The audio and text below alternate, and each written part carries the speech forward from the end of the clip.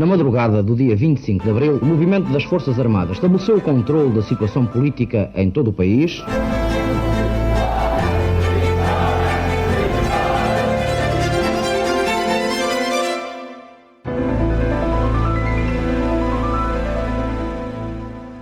Olá, sejam bem-vindos a um novo episódio de A História Repete-se, com Lourenço Pereira Coutinho e comigo, Margarida Magalhães Ramalho. Olá, Lourenço. Olá, Margarida.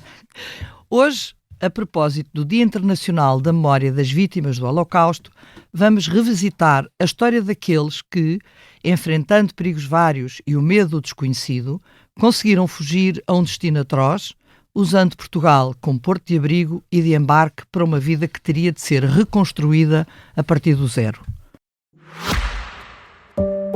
Olá, sou a Georgina Angélica. Eu sou a Paula Cardoso. Juntas criámos o Tal Podcast, um espaço de conversas reais, profundas e sem filtros. Todas as quintas-feiras damos a conhecer novas pessoas com ideias e trajetórias que inspiram mudança. Podem ouvir-nos em todas as plataformas de podcast e nos sites do Expresso e SIC Notícias. Como todos provavelmente saberão, a chegada em 1933 de Adolfo Hitler ao poder fez proliferar por toda a Alemanha violências e humilhações sobre os opositores políticos, os homossexuais e os judeus. Os mais prudentes começariam a abandonar o país, procurando refúgio nos países vizinhos, mas também em Portugal. Foi o caso, entre outros, das famílias Arons, Rosenthal, Lieblich, Cassuto, Blauvol e Blaufuchs. Os outros só tomariam consciência do perigo quando era já quase impossível fugir. O começo da guerra e a invasão da Europa fariam afluir a França milhões de pessoas em fuga. A queda de Paris, em junho de 1940, mostrava claramente a fragilidade das defesas francesas e que era imperioso fugir de novo. É neste contexto que, mesmo sem autorização do governo de Lisboa, alguns diplomatas vão, pontualmente, emitir vistos de trânsito para Portugal. Porém, será Aristides de Sousa Mendes, cônsul em Bordeus, que, desobedecendo às ordens recebidas, permitirá a milhares de pessoas o acesso às fronteiras portuguesas. Auxiliados por organizações humanitárias internacionais e pelas comunidades israelitas de Lisboa e do Porto, os que aqui chegavam tinham um único objetivo: encontrar um destino de preferência do outro lado do oceano. Para muitos, isso só seria alcançado meses ou mesmo anos depois. Concentrados sobretudo nas grandes cidades e em estâncias balneares e termais, os refugiados, maioritariamente cultos e cosmopolitas, acabariam por arejar a mentalidade conservadora e provinciana da sociedade portuguesa. Acredito que terá sido uma época muito conturbada. E tu, Lourenço, o que é que achas deste período? Pois eu vejo este tema quase como uma história paralela da Segunda Guerra. Normalmente, quando olhamos para a Segunda Guerra, olhamos para o centro, para o que se passava na Alemanha, nas operações militares, no espaço do Reino Unido, de França, da União Soviética, mas não tanto para a história destes refugiados. E algo que eu achei interessante na preparação deste episódio, em que li os livros que escreveste sobre o tema, Fios Vermelhos, Portugal, a Última Esperança, é exatamente, e o outro que também temos aqui, Lisboa, temos aqui, os nossos ouvintes não podem ver, mas Lisboa, uma cidade em tempo de guerra. Mas este Fios Vermelhos achei muito interessante a tua ideia de que as vidas de todos nós, os destinos, podem estar interligados, porque o conceito que nós temos, por exemplo, atualmente linhas vermelhas, é exatamente o oposto. É um conceito de fronteira, de espaços estanques. E aqui os fios vermelhos unem, não é? Enquanto as linhas vermelhas, pelos vistos, separam. E o que eu acho interessante também é ver como Portugal, nesta altura, e nós talvez não tenhamos essa perspectiva atualmente quando olhamos para aquele tempo, que vivia talvez o período áureo do Estado Novo, com, em 38, a visita, por exemplo, do general Carmona às colónias, com a preparação da exposição do mundo português, com o tempo em que Salazar, ao longo de toda a década de 30, já tinha tomado conta de todo o Estado e arrumado o Estado a seu gosto, por exemplo, desde logo o Exército, e mantendo uma União Nacional bastante disciplinada. Portanto, este terá sido assim, o período do apogeu do Estado Novo. Como é que é possível que para estes refugiados que chegam a Portugal e que para eles vêm com um certo... olham para Portugal de uma forma talvez um bocado surpreendida e perplexos com um país relativamente tranquilo, obviamente uma tranquilidade tensa, não é? Porque havia, obviamente, censura à imprensa e não existia liberdade de expressão, mas em todo o caso que acabou por ser o seu sítio de acolhimento e o sítio onde puderam assentar e respirar para depois refazer as suas vidas noutros espaços, ou na América do Norte, ou na América do Sul, ou então, inclusive, ficando cá para permanecer, não é? Outros para voltarem. Margarida, eu hoje vou fazer mais perguntas do que afirmações, porque tendo investigado tanto este tempo, e não só com estes 2 livros, como com vários artigos sobre toda esta temática, nós temos como refugiados não só alemães, mas muitos holandeses, franceses, belgas, polacos, checos, praticamente de toda a parte da Europa. E começando um bocadinho pelo princípio, a partir de 1938, com a Noite de Cristal no espaço alemão, há ali um momento em que... muito grave, em que a maioria dos judeus percebem-se da dificuldade em permanecer. Finalmente se percebem. Porque muitos quase que negavam a evidência, não é? Negavam a evidência, achavam que isto se calhar agora até está melhor.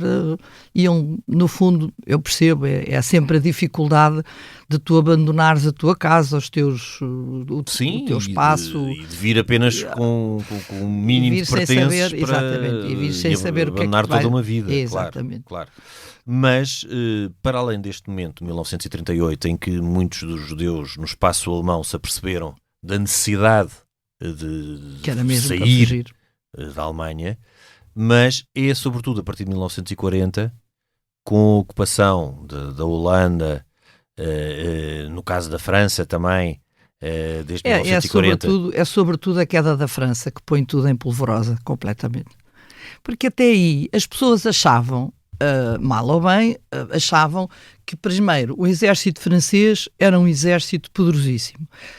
E, por outro, que a linha Maginot, a famosa linha Maginot, que tinha sido construída no final da Primeira Guerra, que era uma linha de búnkeres uns atrás dos outros, muito bem defendidos e que, no fundo, acabariam por fazer uma parede, uma muralha de aço entre a França e a Alemanha. É claro que os alemães, também sabendo da existência da linha Maginot, vão criar uma situação. Aliás, há um oficial que, de alguma forma, aceitando um desafio de que o próprio Hitler tinha feito, porque os militares tinham uma ideia mais conservadora de como é que se conseguiria chegar à França, e há um que diz, não, a melhor maneira que nós temos é de atravessar as Ardenas, que toda a gente acha que é inexpugnável, impenetrável, e, portanto, vamos apanhá-los de surpresa. E é, de facto, assim que acontece. E ao entrarem em França, e que isto é de uma rapidez brutal, porque se nós pensarmos... Completamente. Tu pensas, em 9 de abril, eles estão a invadir a Dinamarca e a Noruega. O mês seguinte, invadem simultaneamente a Holanda, os Países Baixos e o Luxemburgo.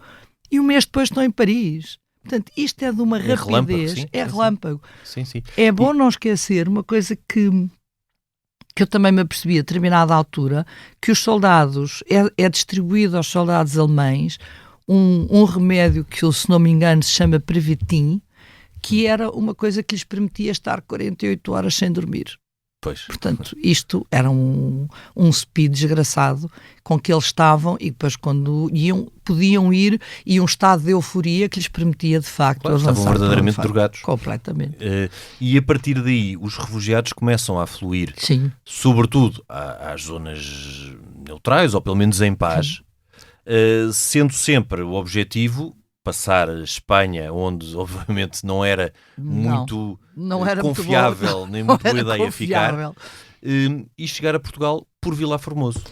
E, sobretudo por Vilar Formoso, que era a principal fronteira, mas não necessariamente a única, porque nós temos refugiados a entrar por Chaves, a entrar por Marvão, a entrar por Elvas, a entrar por variedíssimos pontos. Isso, agora, a grande Sim, mas maioria, vindo do Sud Express seria...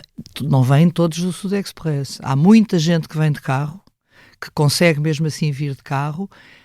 Há muitos que vêm nos chamados comboios internacionais, mas que não é o Sud. O Sud vai trazer muita gente, mas há outros, sobretudo de Madrid, porque muitas vezes eles ainda conseguem chegar a Madrid por variedíssimas razões, ou a Barcelona, e depois vêm, apanham outros comboios para chegar à fronteira. E aí podem chegar a vários sítios, mas é de facto em Vilar Formoso que eu acho que é o grande número das entradas. Infelizmente não consegui até agora encontrar os chamados livros das alfândegas, de registro das alfândegas, que nos permitiriam dar uma maior noção de quantos entram, e portanto vamos estando sempre dependentes de textos ao lado, nomeadamente uns textos fantásticos de um homem que era o António Artevis Nunes, que tinha sido destacado pelo António Ferro para ir para Vilar Formoso em 1939,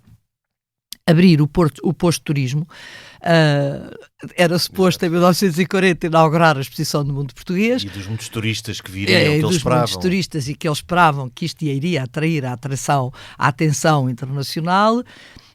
Aqueles primeiros 8 ou 9 meses da guerra, que era uma guerra que parecia que não existia, que era a drôle de guerra, que praticamente, e aí é uma situação muito curiosa, é que se a França e a Inglaterra não estavam preparadas militarmente para a guerra, a Alemanha também não. Pois não. De forma nenhuma. Não, então os planos todos alemães era, tanto para a Luftwaffe como para a parte de exército, era o ano de 42 em que eles estariam plenamente prontos. Sim. Mas de repente Hitler diz, espera aí, então, mas se eles estiverem prontos primeiro, nós não temos hipótese, portanto, tem que ser agora. Sim. Tem que ser por antecipação. E chega, desculpa, deixa-me só fazer aqui uma pequena coisa, chega a dar a hipótese de haver um putsch contra Hitler, logo em 40, de alguma forma, quando ele ainda pensa no final de 39, entrar em novembro, avançar sobre a França. E os militares deitam as mãos à cabeça, porque aquilo era um disparate. Sim, não tinha lógica, não tinha qualquer lógica.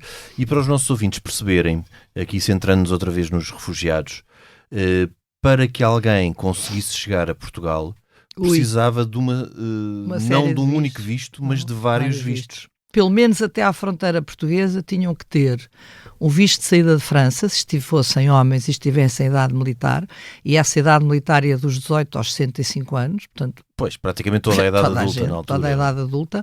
Depois tinham que ter um visto para a Espanha. A Espanha só dava se houvesse um visto para Portugal, e Portugal só dava se houvesse um visto para outro país definitivo, e já até pediam outra coisa que ainda era pior, que era, além do visto, do bilhete ou do avião ou do barco.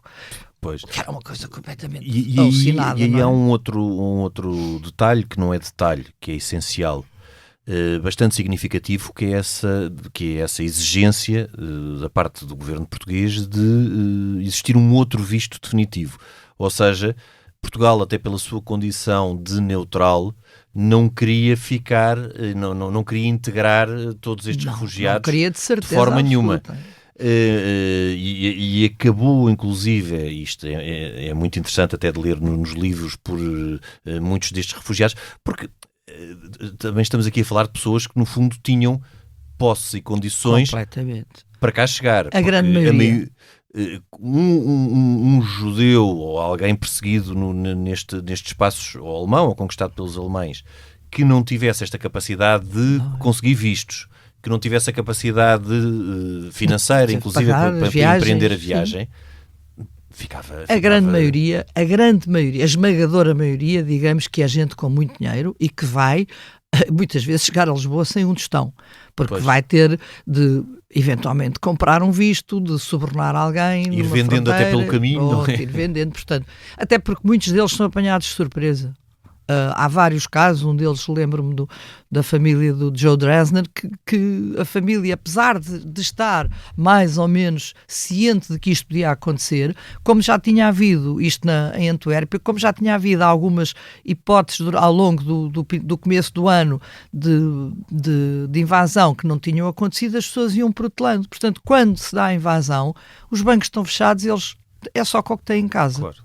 E, Trazem portanto, joias, trazem selos, obras de arte, por selos. exemplo. Normalmente era diamantes para quem os tivesse. Há um testemunho de uma senhora cuja mãe andou a cozer, a mandar fazer botões em ouro e a cozê-los dentro do forro do casaco. E por isso, na altura da fuga, fica tudo sem perceber porque é que a mãe está tão preocupada que precisa de levar o casaco, que é pesadíssimo. Pois.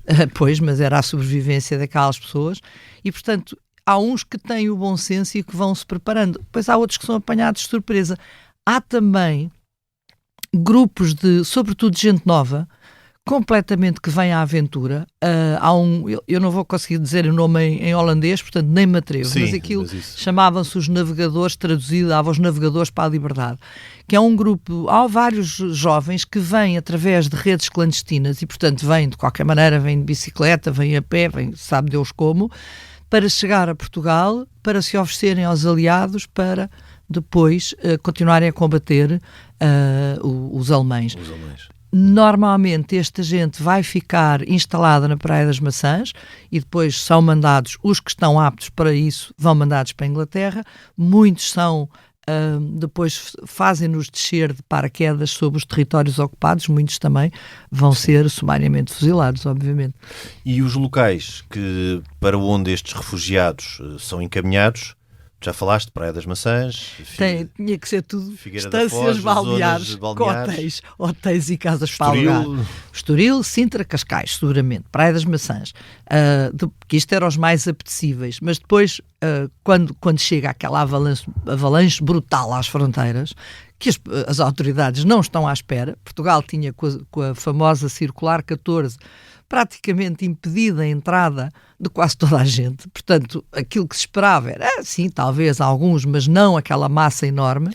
Há uma parte engraçada no livro que é quando descreves, no fundo, a apreensão daquele responsável pelo posto fronteiriço, que estava mais ou menos despreocupado nos anos anteriores e que de repente tem ali uma avalanche de pessoas para gerir e sempre com solicitações ou de Lisboa ou dos consulados, este pode entrar, aquele não pode entrar, este vem para trás. Aliás, o próprio Agostinho Lourenço, que era o chefe da Polícia Política, da PVDE, vai para Vilar Formoso, em vez de ficar para a inauguração do Mundo Português, é mandado para controlar o que se passa na fronteira, porque tu passas num universo de entradas no sul de 20 pessoas por dia, primeiro para 100, depois para 200 e depois para 2000.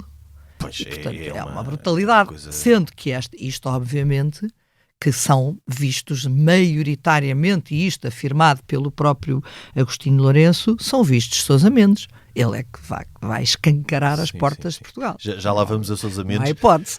Aristides Sousa Mendes, mas antes vermos até outro dos pontos muito interessantes do contraste dos novos costumes e dos hábitos trazidos pelos refugiados, inclusive nestas estâncias balneares, os fatos de banho sem a parte de cima, os homens, o facto das mulheres andarem sem meias, e sem chapéu, também era uma coisa muito mal vista. Era uma coisa muito mal vista, portanto há um contraste grande, mas apesar de haver um contraste grande, há uma simpatia mútua e quase imediata. É verdade, nós sabemos que houve algumas questões com refugiados e com locais, sobretudo a documentação que eu tenho refere-se sobretudo nas Caldas da Rainha, em que houve alguns quiproquós, mas maioritariamente as pessoas aceitam estes náufragos da guerra de braços abertos e temos histórias absolutamente comoventes e extraordinárias de pessoas que ajudam os que chegam em situações completamente de grande desamparo. Inclusivamente, há um homem ele não era judeu, era chamemos-lhe um russo branco, ele já tinha fugido da União Soviética, era um homem chamado George Ronig, que depois vai ser um produtor de cinema nos Estados Unidos, em Hollywood. Ele já trabalhava em cinema em Paris, e é precisamente porque era um antinazi convicto, está no topo da lista das pessoas a serem presas. Quando os alemães chegam a Paris, ele foge e vem de carro com a mulher, o filho e o cão, e entra em Vilar Formoso. Mas está tão feliz de chegar finalmente a Vilar Formoso, a Portugal, e acha que é tudo lindo e tudo maravilhoso, que resolve vir pelo caminho mais longo. E então faz uma volta enorme, vai à Covilhã, vai à Serra da Estrela, e em todos os lados por onde passa, as pessoas acorrem a ajudá-lo, porque ali não passam refugiados, e há um que lhe diz: eu estive na Primeira Guerra Mundial a servir em França e tenho todo o gosto de poder fazer alguma coisa por si, por favor, durmam em minha casa, deixe-me ser útil. Ou seja, esta hospitalidade latente portuguesa vai ser, de facto, referida por quase todos. Pois, e muitos mantêm a ligação pelo resto da sua vida, ou voltando a Portugal, ou não voltando. Mas, inclusive, por pessoas que os ajudaram cá. Exatamente, pessoas que os ajudaram, pessoas que, inclusivamente, o caso de um empresário de Coimbra, o Carlos Marta, que tinha uma empresa, uma coisa de sabões, que paga os bilhetes para os Estados Unidos à família Voss, que era uma família holandesa que vinha, eram marido e mulher e 2 crianças, e estas pessoas vão conseguir embarcar para os Estados Unidos. Vinham já com vistos sosamentos, e quando chegam aos Estados Unidos o visto estava caducado e eles são recambiados para a Indonésia, que era então uma colónia holandesa. Sim. O que é facto é que depois, com a invasão da Indonésia pelos japoneses, vão acabar em campos de concentração japoneses, salvam-se no fim da guerra, e muito mais tarde uma das filhas, das crianças, descobre quem tinha sido Sousa Mendes, descobre que a família tinha recebido. E esteve cá já 2 vezes, uma nos anos 90, e ultimamente veio a Vilar Formoso, ao Museu Fronteira da Paz, que inaugurou em 2017 e que, no fundo, faz o conjunto e relata toda uma série de histórias extraordinárias de vida destas pessoas, e veio de propósito para nos dar o passaporte da mãe, de entregar ao museu esse passaporte. Portanto, esta ligação, esta necessidade de vir da Austrália, que é onde elas vivem, para Lisboa, para vir entregar um passaporte, é uma coisa extraordinária. Sim. Da mesma forma que, quando abriu o museu, eu tive à volta de 10 pessoas, 10 ex-refugiados vindos de várias partes do mundo, que fizeram questão de cá estar. Sim, o Museu de Vilar Formoso, para os nossos ouvintes. Peço desculpa. O de Vilar Formoso, Fronteira da Paz, e enfim, eu estou aqui a fazer um bocadinho a defender puxar a brasa à minha sardinha, porque estive ligada à feitura do museu, mas é um museu que deve ser visitado, e que até porque está numa região muito bonita e há muita coisa para ver, e de facto relata. Não é só a questão das vidas das pessoas. Aquilo que me chamou sempre a atenção é pessoas que praticamente perdem tudo, não só familiares que ficam para trás e que vão morrer nos campos de extermínio, como perdem as suas referências, as suas casas, os seus empregos, e vão recomeçar do zero. E isso é uma lição para nós todos. Sim. Sempre possível recomeçar do zero. Porque nós nunca recomeçamos do zero. Às vezes é uma expressão que nós usamos, mas recomeçamos sempre com uma bagagem coisa. E com bastante. Mas e o que é extraordinário também é que muita desse acolhimento é mesmo por parte da sociedade portuguesa, porque o Estado manteve-se o mais afastado possível desta... Encaminhou, permitiu, que já não é nada mau, e não complicou demasiado. Embora depois há alguns casos, nomeadamente aquele comboio com quase 300 não luxemburgueses, porque só luxemburgueses eram só 29, o resto eram todos apátridas, ou quase todos, e que vinham com vistos falsos, vistos comprados em Antuérpia a peso de ouro para entrar em Portugal. e é um comboio que está há 10 dias parado em Vilar Formoso e que depois acaba por ser recambiado para a França. Podemos imaginar a ansiedade claro. À conta disso, uma das senhoras, Perlegreif, acaba por morrer com ataque de coração ainda em Vilar Formoso, e está lá enterrada. Curiosamente, um outro comboio anterior, que também tinha parado na fronteira vários dias à espera da autorização de entrada, também houve uma senhora que também vai falecer também com uma coisa cardíaca, e estão as duas enterradas em Vilar Formoso. Mas isto para dizer que, de facto, isto são momentos que depois também fez o melhor das pessoas sair, incluindo, em Vilar Formoso também, o padre, a certa altura, dizer às pessoas: vão para a rua, vão dar de comer às pessoas, vão... E, de facto, elas até saem das suas próprias camas para deixar estes refugiados descansarem. Portanto, mas isto não é só ali. Isto vai acontecer na Figueira da Foz, vai acontecer nas Caldas de Rainha, vai acontecer em Lousa de Cima, para onde vai parar. Há uma compreensão, uma empatia enorme. e uma tentativa de ajudar. Genuína. Sem qualquer compensação, porque aquilo eram pessoas na altura que não tinham rigorosamente nada. Não. E por aqui entramos também num outro ponto que me parece bastante interessante, que é o dos responsáveis diplomáticos, onde se inclui, obviamente, Aristides Sousa Mendes, mas não só. Porque neste livro de que já falámos, Fios Vermelhos, Portugal, a Última Esperança, tu referiste aqui também o caso do embaixador alemão em Portugal, que é um caso que não será o único, de alguém que serviu o regime nazi porque... Mas serve. E que serviu o regime nazi sem grande convicção, mas que serviu. E que não denunciou. Nunca e portanto está ali naquele papel, ele próprio depois no seu julgamento justifica. Sim. Eu penso que ele foi julgado também em Nuremberg. Foi julgado. Eu só cumpri ordens, tal como muitos outros, mas que cumpriu. Não tinha particular simpatia por Hitler, mas o que é facto é que cumpre em Portugal o seu papel. Cumpre o seu papel. Cumpre o que lhe é instruído pelo regime nazi. E, por outro lado, temos o caso não só de Aristides Sousa Mendes, que, num dilema entre o que é cumprir aquilo a que ele estava obrigado pelo posto que desempenhava e aquilo que estava obrigado pela sua consciência, escolhe a consciência. É um facto. E muito bem. E muito bem, mas acredito que tenha sido um dilema grande para ele. Sem dúvida nenhuma. E os vários embaixadores portugueses também em Berlim. Isso é um romance. Por um motivo ou por outro, também foram alvo da ira de Salazar, da ira silenciosa, mas implacável mesmo. De Salazar. E eu achei também muito interessante esta questão do embaixador Nobre Guedes, que foi por pouco tempo, depois do Conde Tovar, que também não o Conde Tovar é o único que se mantém até ao fim. Se mantém, mas quem Salazar não tinha particular... Nem o Teixeira de Sampaio. Era enfim... No fundo era a eminência parda do Ministério dos Negócios Estrangeiros nesta altura. E o Veiga Simões também, que foi o que apanha o preço da guerra e que também é penalizado. Aliás, ele não volta a entrar em Portugal e quando se dá o seu enterro, que se não me engano ia para Arganil, a PIDE a tomar conta de quem é que está no enterro. Portanto, aquilo...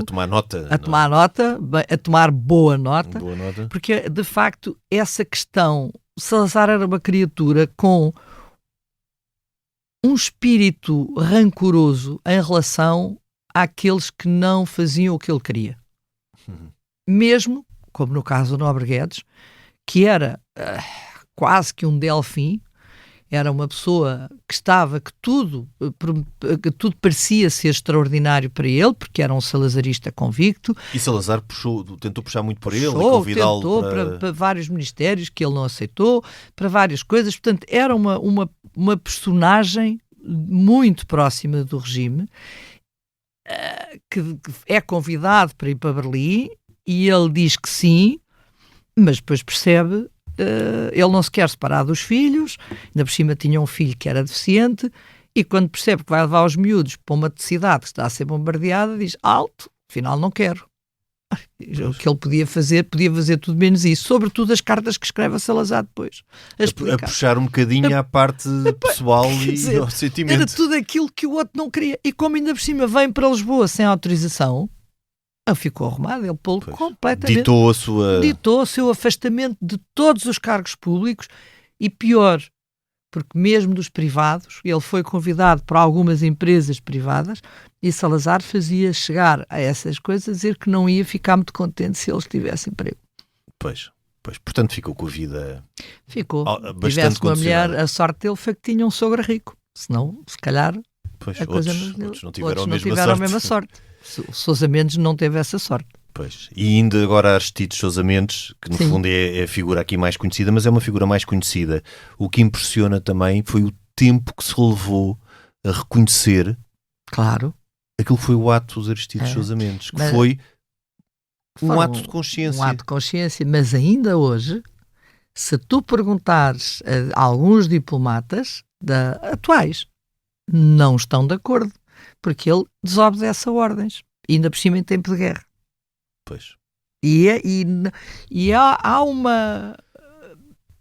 Aliás, saiu um livro um bocado caricato, digamos, porque vai buscar coisas que não faz sentido nenhum, a pôr em causa todo o ato de Sousa Mendes, alegando inclusivamente que ele teria recebido dinheiro, o que é absolutamente mentira. Eu cheguei a entrevistar há muitos anos Calvete Magalhães, que era um homem que não gostava de Sousa Mendes, um grande diplomata português, mas não gostava nada dele e achava que ele de facto tinha desobedecido e que tinha posto em risco o país, etc. E eu, a certa altura, perguntei-lhe diretamente e disse, mas ouça uma coisa, mas ele recebeu ou não recebeu dinheiro? E ele disse, não recebeu dinheiro nenhum, aliás, se tivesse recebido, isso teria estado no processo disciplinar, que não está. Obviamente que se ele tivesse recebido dinheiro indevido, isso tinha que estar, claro, com certeza. Portanto, é uma conversa tonta. Além de que também se diz, mas naquela altura ninguém estava em perigo de vida. É mentira. É mentira, não só porque as pessoas que estavam apanhadas em França eram metidas em campos de internamento duríssimos, e portanto era complicado, muitos deles saíram diretamente dos campos de internamento depois para a solução final, e mais engraçado ou mais curioso que isso, na altura da invasão da Polónia, o irmão gêmeo de Aristides, César Sousa Mendes, era um embaixador em Varsóvia e assistiu a toda a barbaridade. Conhecimento próximo. Exatamente, ele assiste à barbaridade do que foi a invasão da Polónia, porque é uma invasão completamente bárbara, a ponto de alguns membros oficiais da Wehrmacht, do exército alemão, se rebelarem, denunciarem as atrocidades que estavam a ser feitas, mandarem prender os responsáveis, que são todos amnistiados depois por Hitler, obviamente. Claro. E, portanto, o Sousa Mendes sabia muitíssimo bem pelo irmão o que é que tinha acontecido. Claro. Portanto, sabia que as pessoas perseguidas Claro corriam o sim, mesmo risco. Claro que sim. E contextualizando, Aristides Sousa Mendes era cônsul em Bordeus. Bordeus situava-se na zona francesa do regime de Vichy, colaboracionista. Não, ela ainda está na zona, Bordeus está na zona alemã. Está na zona alemã, sim, na zona ocupada pela Mas é a zona de Alemanha. passagem, é mesmo quase que Portanto, é um local estratégico de passagem da maior parte das pessoas. Até a nossa rainha Dona Amélia passou por Bordeus, e depois a certa altura resolveu voltar para trás.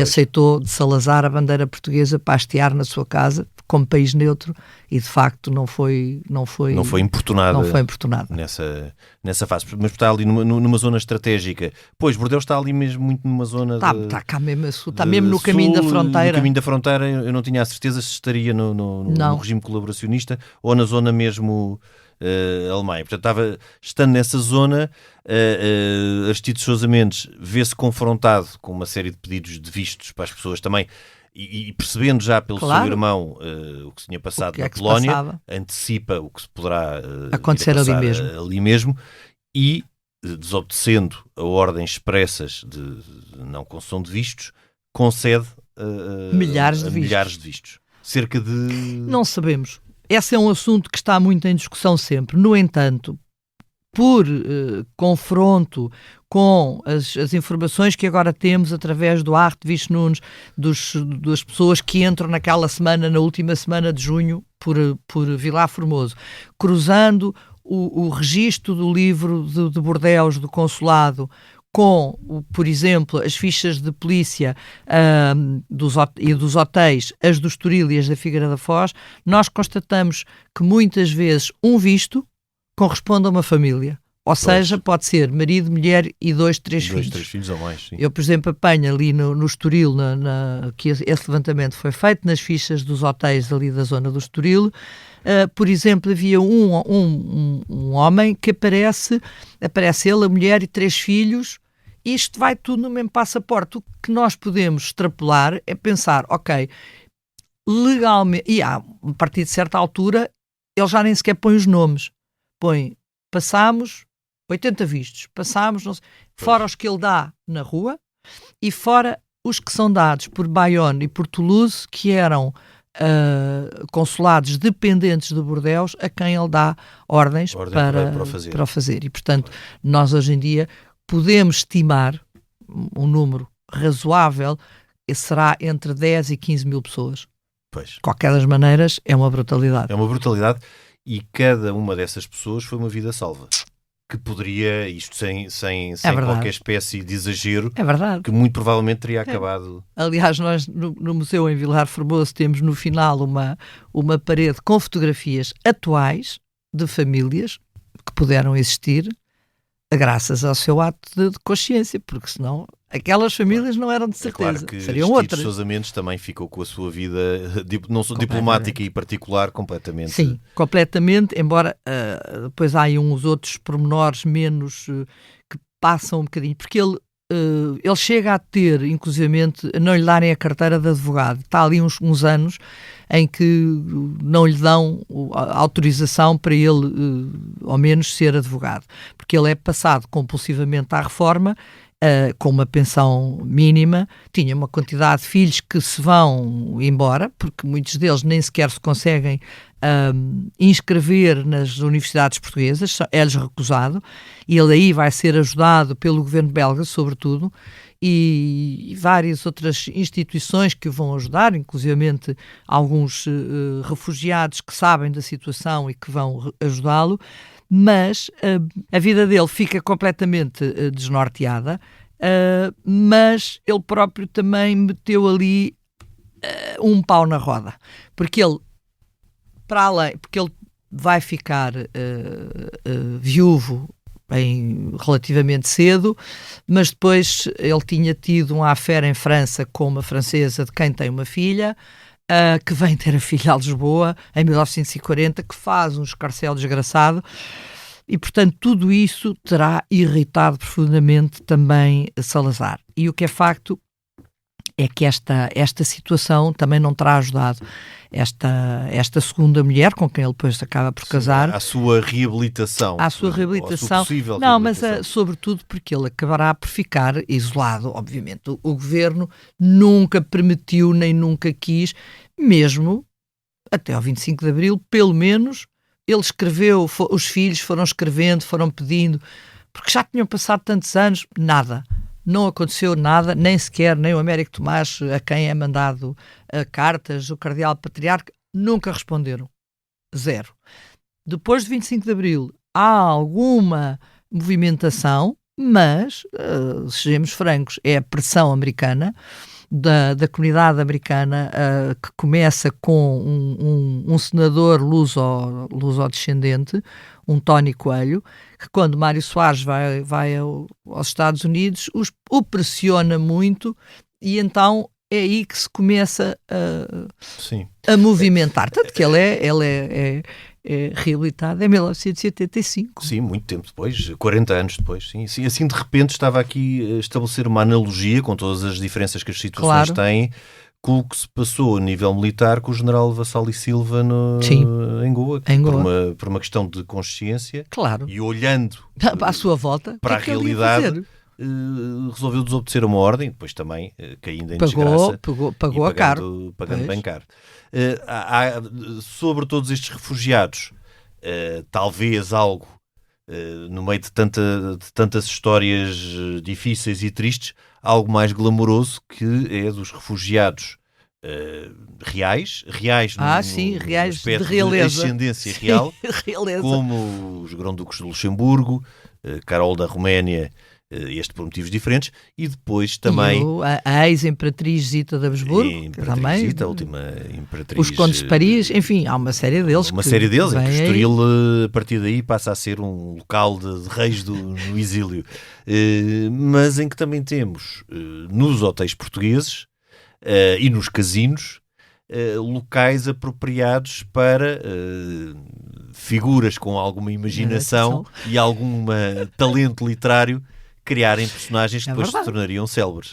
Ian Fleming, claro, Ian Fleming é o mais conhecido e que vai conhecer Duško Popov, que era um agente duplo jugoslavo e que com a sua capacidade de enganar os alemães, que enganou-os até ao fim, que é extraordinário, como é que ele os consegue agente duplo é sempre alguém, como é que é possível...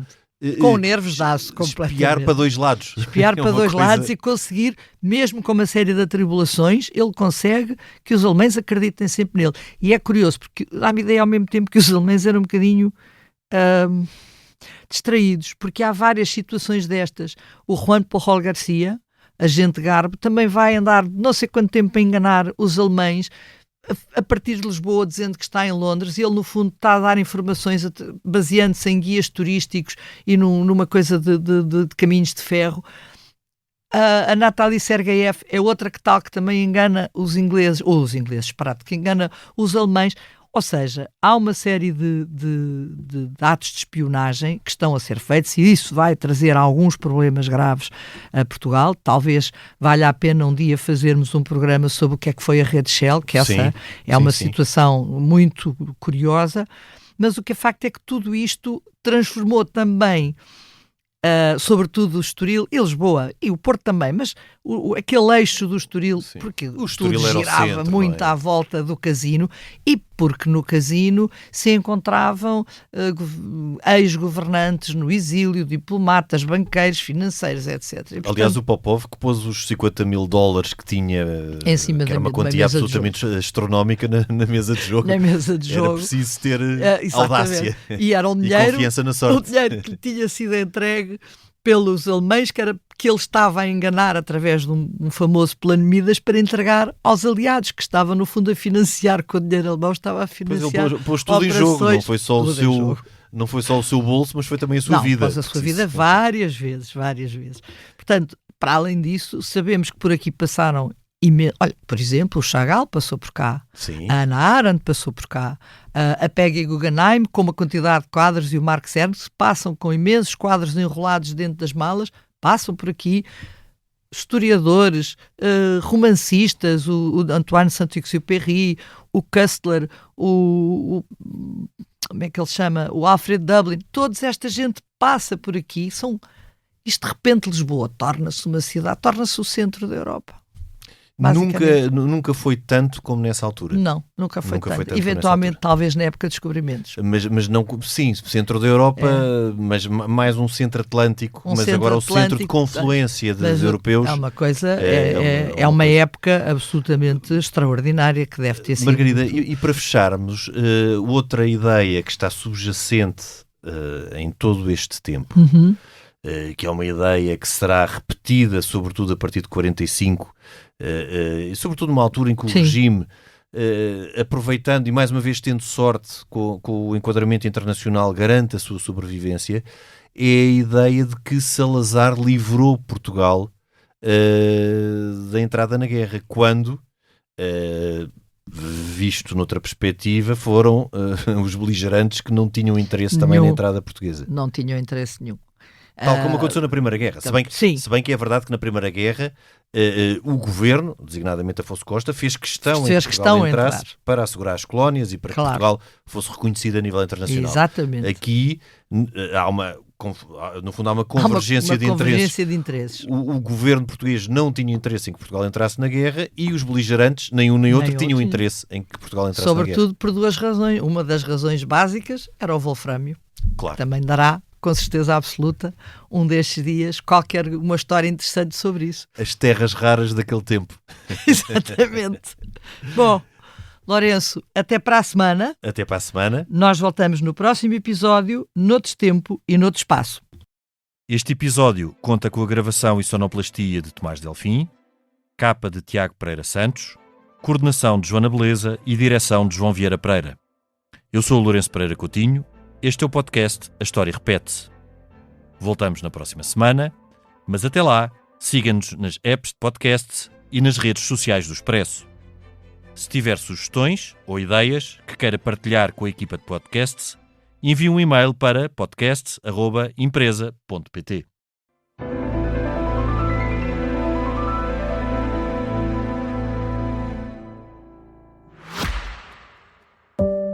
Olá, sou a Georgina Angélica.